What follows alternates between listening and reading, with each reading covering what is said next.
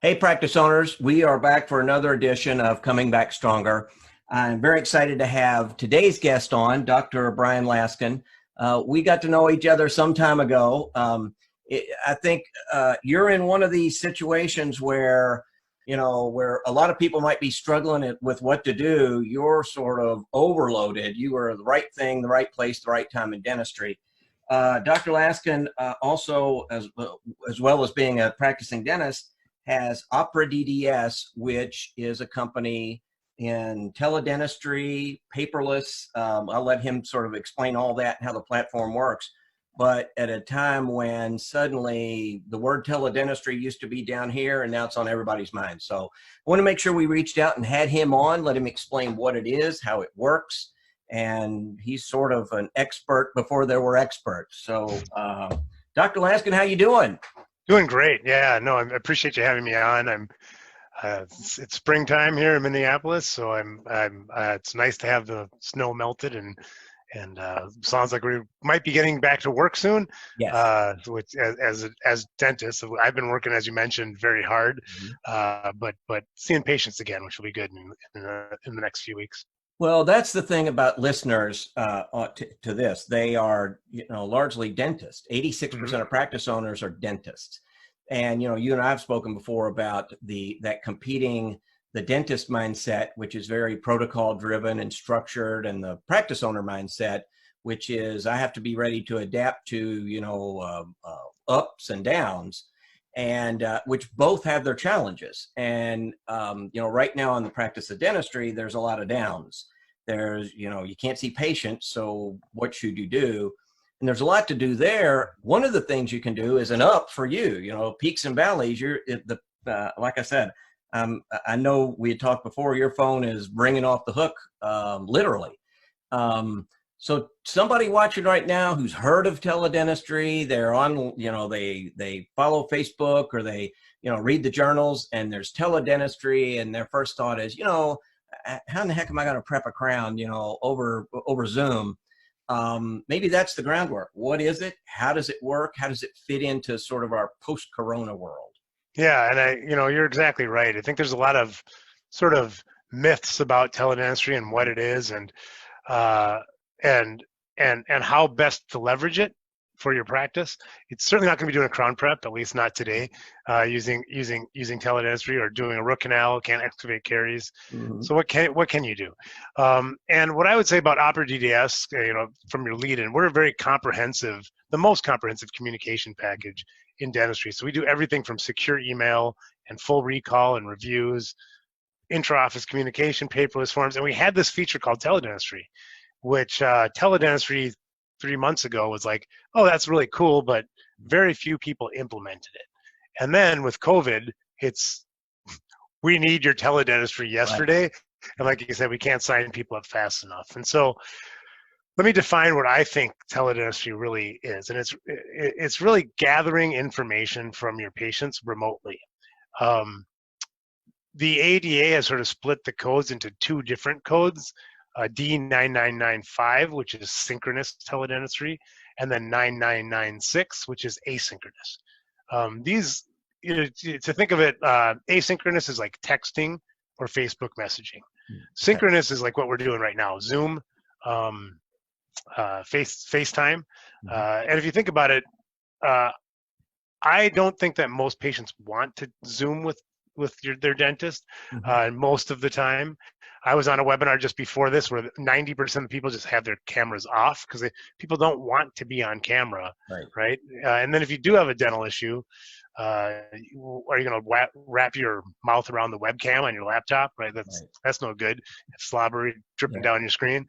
And so we have leveraged asynchronous dentistry for a long time through triaging forms for emergencies. Okay. So like if you broke a tooth, you can snap a picture or take a video, send it in, and obviously I can look at the tooth and go, well, the tooth needs to have a crown, so I'm not going to schedule you for a eval. I'm going to get you in and get it taken care of, right? Let's not waste our time. Mm-hmm. And then virtual consultation. So somebody that hasn't been to the dentist in 30 years, they have half their teeth missing. They don't need to tell me that their mouth sucks, right? They all they need to do is have a safe, easy way to get into my practice. And so we allow them to send the information over. Somebody can reach out and say, no big deal. We see people like you all the time. There'll be no lectures. Come on in. We'll tell you your options, right? And what I'm really excited about now is that I think that we have licked the inherent issues with synchronized teledentistry. Okay. So lots of people right now are saying they have teledentistry because they're taking like a HIPAA compliant Zoom, slapping their logo on it and putting it out there and going, look, you can do teledentistry. I will not to do that. Okay. Because then you have to be available when the dust settles and you go back to the office in a couple of weeks. You're going to have somebody do that video chat, which is a pain in the ass. Okay. And then on the back end, you still have to document what happened, right? So what we've done at Opera is we've merged the two together to have a synchronous teledentistry platform that includes an asynchronous component. So what that looks like is there's a little triaging bot that sits on your website where the patient can click to start a virtual consultation, and they get asked one question: how can we help you? Do you want these? And the answers are: I have a dental emergency. I'd like to schedule an appointment. I'd like to improve my smile, and then I'd like to speak to somebody virtually. So what's important about that is 3 of the 4 are asynchronous, and the patient has to actually say, yes, I want to have a Zoom-like call with you. Then if they say yes, we actually have the patient answer a series of questions like, are you a new patient? And if you say yes, you fill out your new patient forms before you even see the dentist. So the dentist can review all this information beforehand. And then on the back of the virtual consultation, there's a spot for you to write the chart notes, and everything goes right back into the practice management software. So that's a long answer to your question, but I think it's a comprehensive one that covers kind of what teledentistry is and how we leverage it at OperaDDS to help practices out. So is it linked or connected to your software, your practice management software? Absolutely, yes. Yeah. So this visit so you're handling this visit like you'd handle any other visit. It's just that what's in there is the communication, patients, same patient information, same everything. Yeah, and at OperaDDS, our goal is to get the patient into your practice fundamentally, right? Because like you said, we're not going to do a crown prep over teledentistry, which is an important distinction, because there are platforms where the focus is doing remote care, like Smile Direct Club, right? And that's where there's been sort of sticky points, like Texas. The governor of Texas came out and said, you can't do teledentistry. Well, they're really talking about the definitive piece, right? What we do at Opera is pre-diagnostic screenings. So today, if your office is closed and you're only seeing emergency patients, you can see what's a true emergency because you can actually see it. And then tomorrow when your office opens, you can triage people to make sure to get them in for what they actually need to have done, and hold virtual consultations when necessary. So the other part of this, you had said this, I made a quick check here. You said as you're doing it, they fill in their information. One of the other things you do that we have talked about before that is, I think, was this big in dentistry, that's going to be, I don't know, how big's my screen here, is paperless. Yeah. And paperless doesn't mean, and I only share this because it's actually happened. It happened at a practice that I was involved with. And they said, oh, we're paperless. And I said, great, that's awesome. Because, I came from sort of outside. And I said, let me see that. So what they would do is they said, see, we take the intake sheet, we stick it in the scanner, and we scan it into the patient's, and then we set up the patient record, and we scan it into there, and it's one of the documents in the scan, and then we throw it away. Well, number one, you're still killing trees. And number two, maybe as importantly, your patients who used to not give a second thought about viruses and how they were spread walk in and see a whole bunch of new places where a virus gets spread. They're conscious of, so they've all been in and picked up food at a restaurant where now you have a cup over here that says cleaned or disinfected and a cup over here that says used. So that's in our brain that, uh-oh, how many people have touched this pen before me? And the third, and I think the critical element, the thing that is really awesome about it is just the way a database works. You're actually putting stuff into the patient's record, like that's a database that then later you go back and you search it and you sort it, and maybe by, you know, the treatment code or the day they were in or all those things that don't exist if you scan a piece of paper. You know, you've got a piece of paper and none of the information on it is in the record. So can you, you know, spend a minute and again, I think you were at the right place, right time when paperless comes along. That used to be sort of a simple business function now takes on a whole new life. Yeah, well, we've been doing it for several years, so right place, right time, 4 years early, maybe. Okay. but yeah. What did they say? I worked 5 years to be my overnight success. Exactly. Yeah, that's kind of what's going on right now. And yeah, I agree with everything you said. And, you know, it's hard to describe the magnitude of which paperless forms are superior to paper. Mm-hmm. And it's also hard for me to imagine why 85% of practices pre-COVID, based on our research, still use paper, like a clipboard and a piece of paper. Right. I was on a webinar earlier today where somebody else said that they wouldn't be surprised if it gets mandated that people switch to paperless forms. Frankly, I think they should, because I mean, it's so much better in every way. And our buddy Gary Cady said an awesome thing. He said he referred to it as touchless. Like I think that's better. You know, okay. I mean, obviously you have to touch a screen, but I like the thought where you don't have to. I mean, it's today the obvious thing is the reducing cross contamination. Mm-hmm. But if you think about it too, like what you were describing, we take the busiest people in our office, the front desk, right? Mm-hmm. And they're supposed to do things like, a phone call when a new patient calls, mm-hmm. right? And handle that well. But then we have them like scanning, shredding, typing in, like, it's moronic, frankly. And I used to tell pre-COVID, I would tell dentists, do me a favor. If you don't believe that paperless forms are better than paper forms, process one patient's forms yourself. Just take the time and go, okay. And if you hate yourself, do a new patient, right? You'd switch to paperless forms so fast your head would spin. Mm-hmm. And then today we have some really, really crucial forms, like the COVID pre-screening forms that, you know, if a patient comes in and answers the clipboard, yes, I have COVID-19. Oh, what's the office environment going to be like, right? Who wants to take that clipboard from them and say, you know, oh, awesome. Yeah. Oh, you have the symptoms and you tested positive. And now I'm holding your clipboard. And really, people don't think that. I mean, there's a disconnect in that kind of thought. Yeah. Yeah. And I mean, then you could talk about consent forms. Like in Minnesota, we have to have consent for every procedure every time. So if a 17-year-old drives herself to the office and needs sealants, right? Well, no big deal. Text mom or dad the consent form, they sign it on their phone and you're done. Versus the nightmare that would be if you had to make phone calls or whatever, right? So it's one of those things that nobody switches to paperless forms and is like, boy, I wish I'd never done that. It just doesn't happen. It's so much better in every way. Well, maybe think of it like an iPad. You know, your patient has an iPad. They fill out everything on the iPad, and what that did was eliminated somebody, you know, watching them fill it out on paper, taking that piece of paper, trying to decipher everybody's handwriting. I promise you, the person who has to take whatever I put on that piece of paper and then put it in a computer I should bring them a donut and coffee.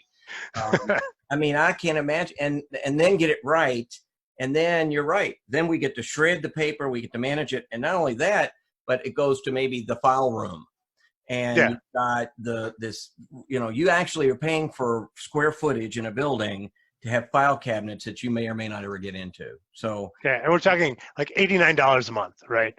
Yeah.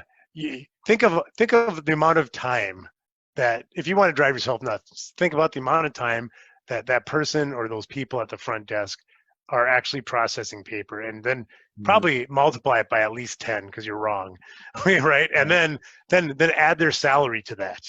That's how much money you're wasting on paper forms, let alone the toner and paper and all the, like, the square footage of the, I mean, Yeah, no, it's so much better in every way that it blows my mind that that it hasn't been catching up. But there's been this slow, steady trend towards these things, like you mentioned before. We've been doing it for a while, but now there's a cliff, and everybody's jumping in and that's what happens in times of crisis like this, right? Which it's we had a picture of our practice and how it operated. We thought it was in an oil painting, but it was actually on an Etch-a-Sketch, and that thing got shook, right? And now we have the opportunity, and frankly, the requirement of going, what's the practice that I'm going to build tomorrow going to look like? And we have to paint that picture, knowing it's on an Etch-a-Sketch, right, going forward. And I think that's fundamentally what's going on right now, and we need to use the right tools. Yeah, we're not inventing anything here. I think what's interesting is, I always say, dentistry in the United States is really a mom and pop industry. It's 86% of practice owners are dentists, sole practicing dentist, went to dental school to be a dentist, really just want to see patients, love doing it, but they happen to be the entrepreneur who runs it. So things that would roll into an industry, and the one that popped in my mind was even the restaurant industry. It's dominated by that, but the whole checkout cash register process, those people came along years ago and said, hey, we have this thing, and it's a scanner, and it's when you put your order in, it's already in here when you get ready to check out, and all you do is tap, that's my order, I want to give this tip, and you fancy sign with your finger, tap it, and you get an email. That's paperless. Yeah. To something that didn't exist before. So that's, so for anybody who's listening, trying to get your mind around this, and if you go to, I don't know, Panera Bread or Starbucks or, Qdoba, I think I just named all my kids' favorite restaurants. That's all paperless. It exists now, and it's seamless, but at some point somebody had to start that. So, yeah, well, and you've really hit on my personal core mission, right? I feel like dentistry was 50 years behind where it should be. Yeah. Post-COVID or pre-COVID, and I think it's going to take a leap ahead. And I think there's reasons why dentistry 50 years behind. We can talk about those as much as you want, but I think ultimately what's happened is the private sector, the public sector, whatever the non-medical sector has moved. The technology has escalated at a exponential rate, and we've been going linearly. And what happens is that every year that goes by, the gap gets bigger and bigger. Our patients' expectations are not being met, much larger than we are meeting them, and that's unsustainable. And it was going to break at some point.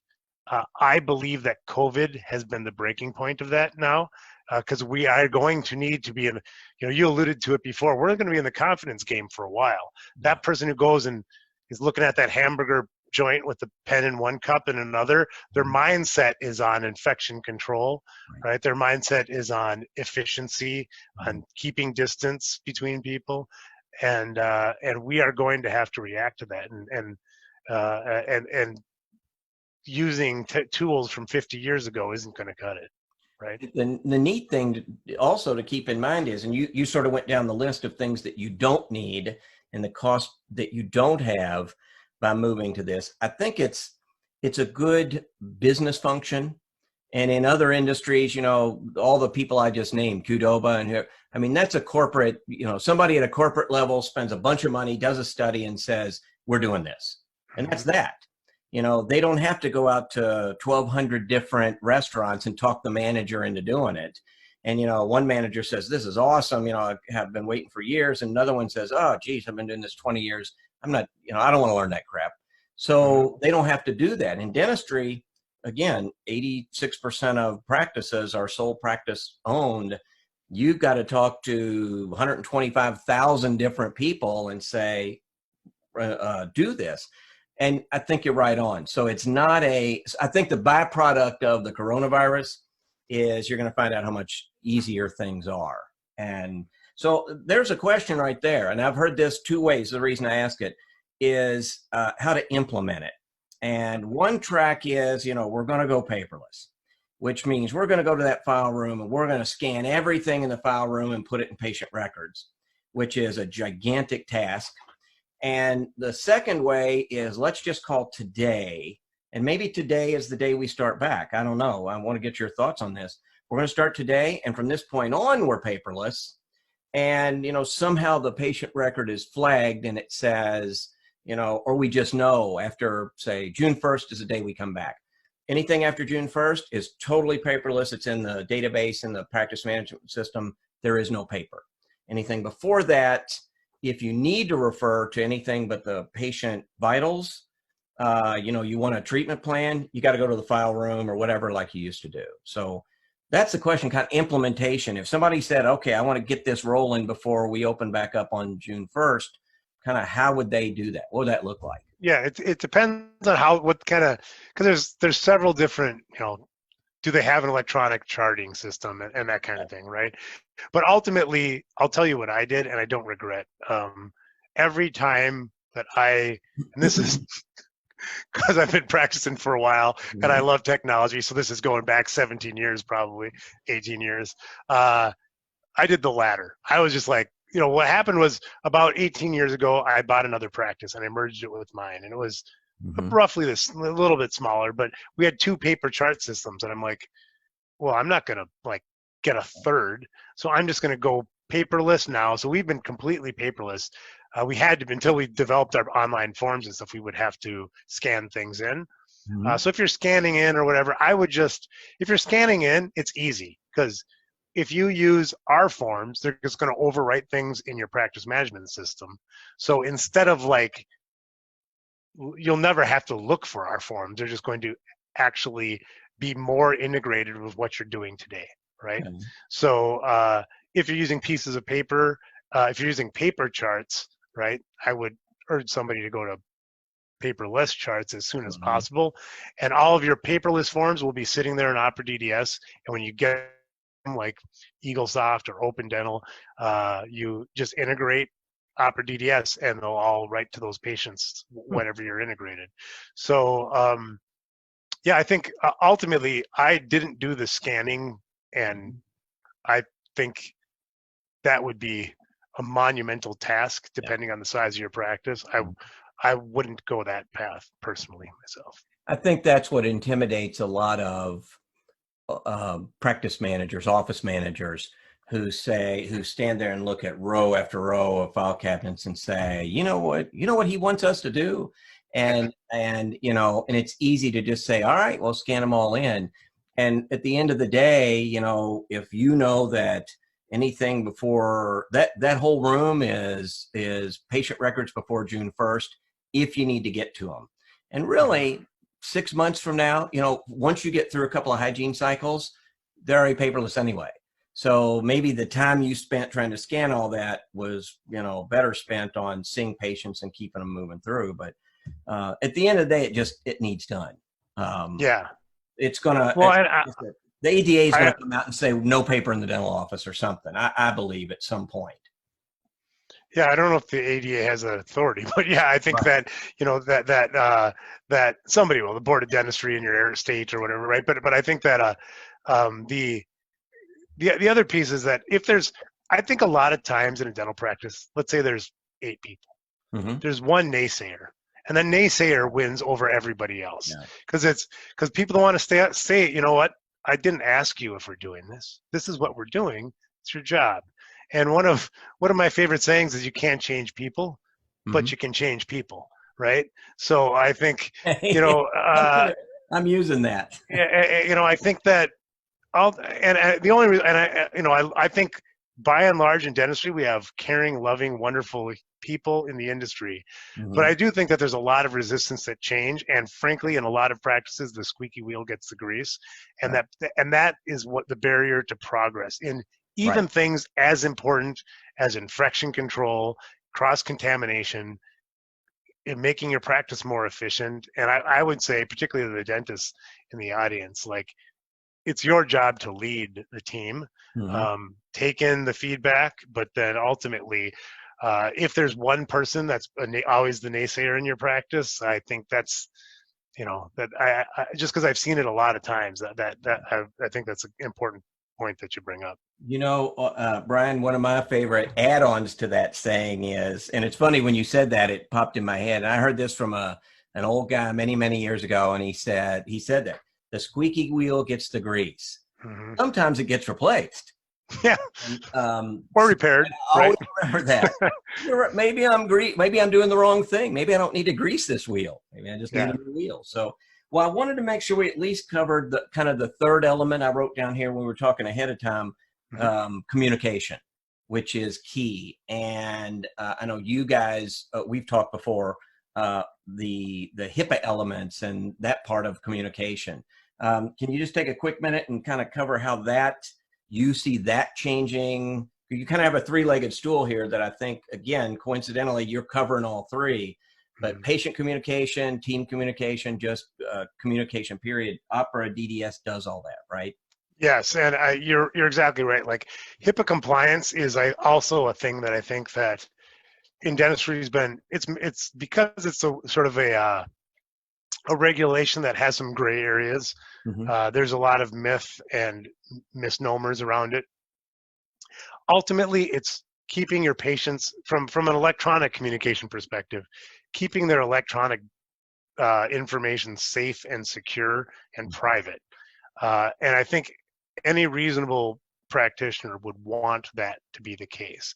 But I think that because there's been these misnomers, and it's been difficult to find inexpensive practical tools for things like secure email, that we've been doing it. We have over 10,000 offices that use our secure email platform with OperaDDS. It's been sort of like, well, it's hard to figure it out, so I'm just going to not do anything. And so we've tried to package everything together. And you mentioned team communication, which I think is a vital piece of the practice. Before COVID-19, we showed that if you use our intra-office communication system called Chat to help drive same-day dentistry, it increased the average practice's production by over 30%.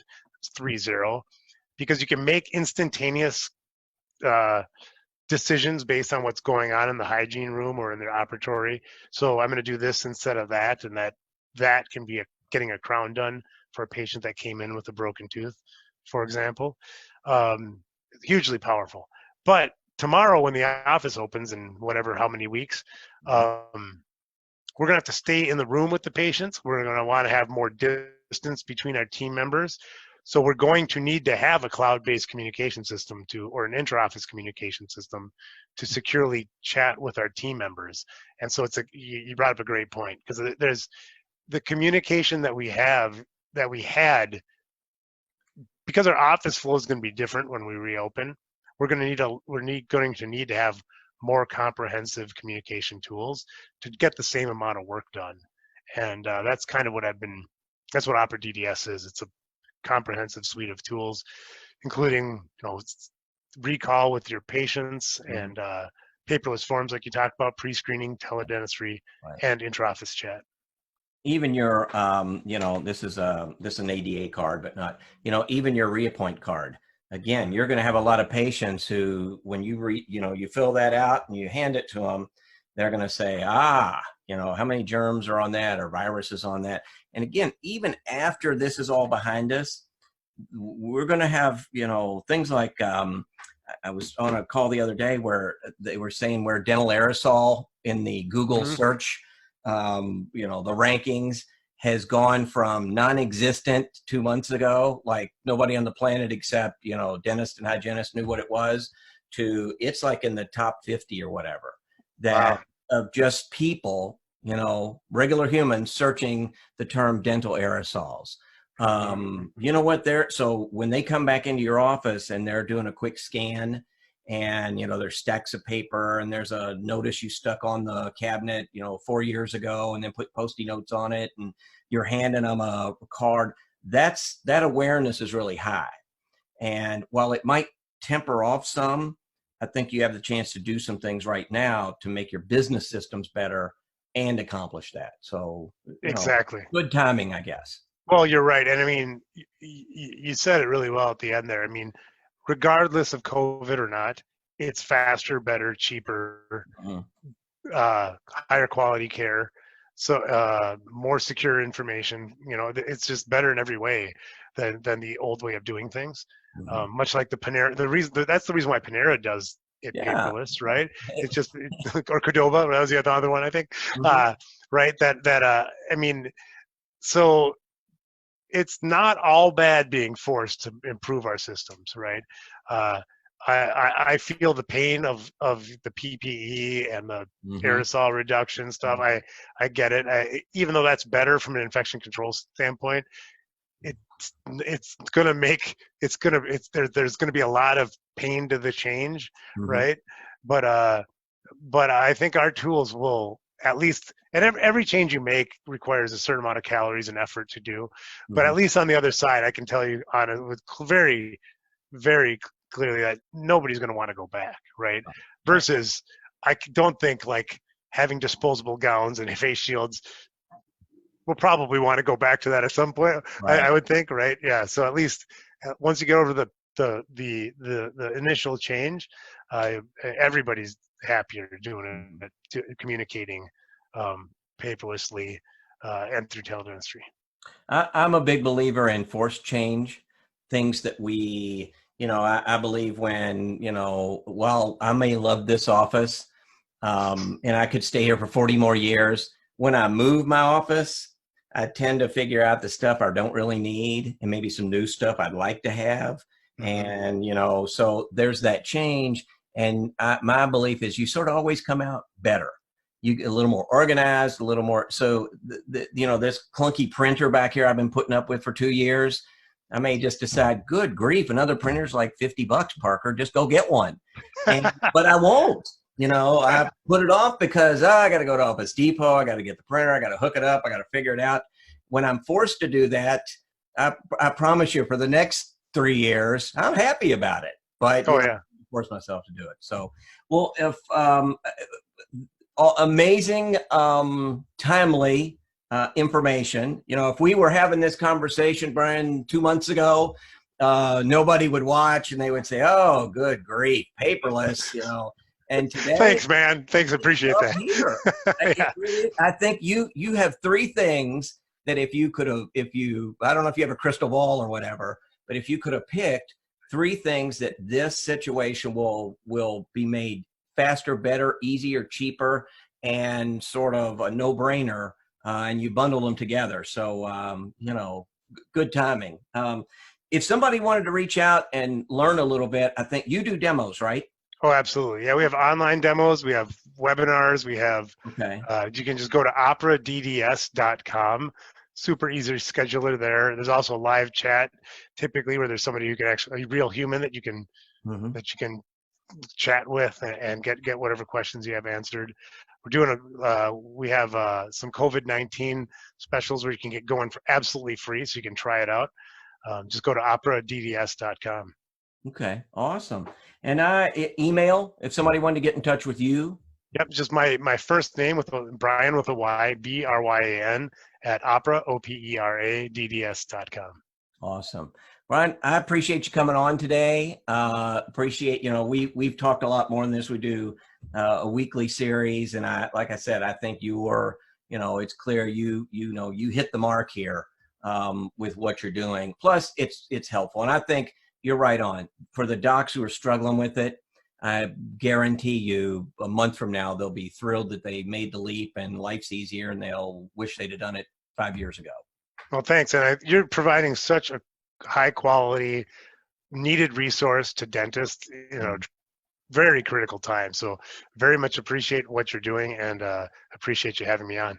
Well, thank you. So, practice owners, with that, another edition of Coming Back Stronger. Dr. Bryan Laskin, OperaDDS, OperaDDS.com, Teledentistry, Paperless, and patient and team communications. I would highly suggest when you finish watching this, go there right away. I think you'll be happy you did. So, with that, Bryan, see you next time. Yeah, thanks a lot. All right.